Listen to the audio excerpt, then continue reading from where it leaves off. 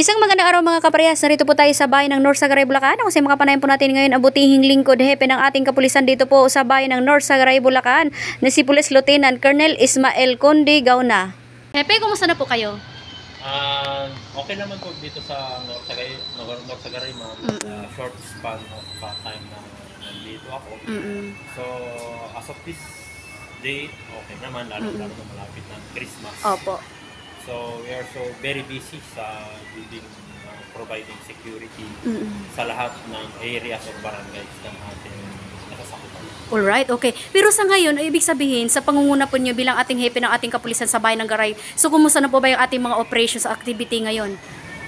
Sa operations activity natin, ma'am, in terms of crime prevention natin, medyo hirap yung ating kapulisan ngayon. Opo. Lalong-lalo na, marami na lang, may mga na-relieve na, lalong-lalo sa mga investigators natin, and other personnel, key personnel natin. Pero walang kapalit. So, yun ang problema ko ngayon. At the same time, sa deployment namin ngayon, minsan kinokosyon tayo na walang kabady ng mga personnel natin na nakadeploy sa ground. Pero wala na tayong magagawa kasi na-relieve yung mga personnel natin then sa kadami ng ating deployment. So, ang ginagawa na lang namin ay coordinate with barangay officials. So, sila yung mga kasama namin sa pagpapatrolya sa gabi na sa proactive crime prevention natin. In terms of operational action naman, in terms of campaign against illegal drugs, so we are also intensifying it. Sabi ko nga, dapat yung mga talagang ulo ng mga gumagawa ng aktibidad ng illegal drugs ang huliin. So, dire-diretso naman yung ating operation. In terms of campaign against wanted person naman, ang ginagawa natin, initially, pina-account ko dati kung ano yung, nung bago pa ako dito, pina-account ko, yung mga wanted person, kung ilan pa talaga. Which is, ito,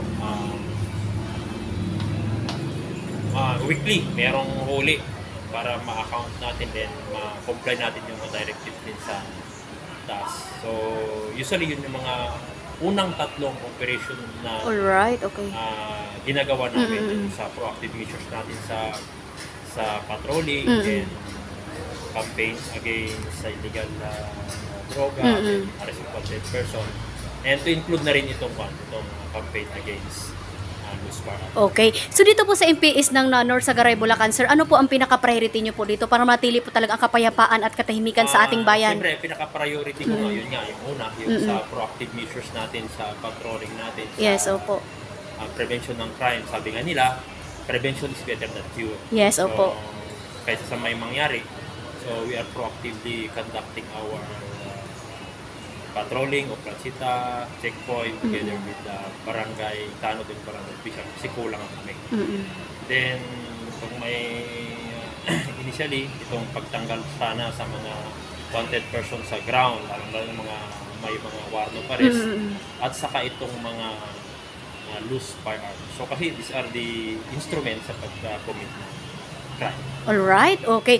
Kung nanonood po ang ating mga kababayan nga, sir, ano po ang inyong panawagan para sa kanila? Ang panawagan ko po ay sana magtulong-tulong tayo. Ang kapulisan po natin ay no let up po sa crime prevention natin at saka tawag dito, pagpuli ng mga illegal na aktibidad, drugs, firearms, and paghuhuli sa mga wanted persons. Ang aking panawagan ay sana, sabi ko nga, walang magagawa ng ating kapulisan kung ang ating pamayanan o yung mga taong bayan ay walang pakikisa. Kasi sabi ko kahit pa mga 100 na superman na pulis ang bantay sa isang individual, kung walang pakialam o walang kooperasyon sa isang individual, walang mangyayari. So, ang pinaka-the best ay tulong-tulong po. Yan po mga kaparehas, nakapanayan po natin ngayon ang butihing hepe ng ating kapulisan dito po sa bayan ng North Sagaray, Bulacan. Lay Castro po ng Parehas News. Ingat-ingat po kay hepe and your family. God bless us all.